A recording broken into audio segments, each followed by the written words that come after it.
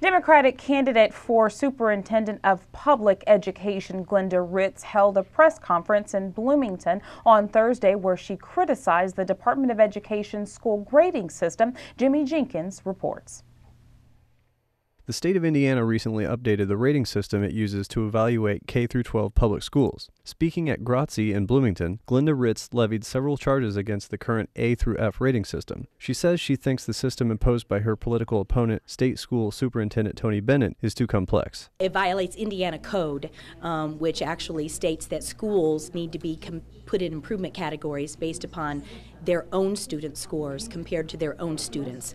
And the growth model that Tony Bennett has created is an artificial growth model, but it actually compares students with their peers from around the state. Ritz worries the new grading system will lower ratings for many schools, putting them at risk for a takeover by the state.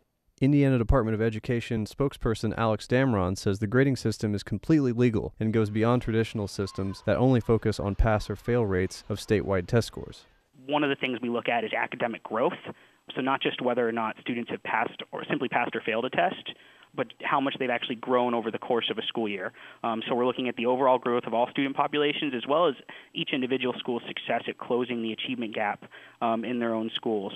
Schools have received their grades and can appeal them any time before October 24th. The DOE says it will release final grades on October 31st. For WTIU News, I'm Jimmy Jenkins.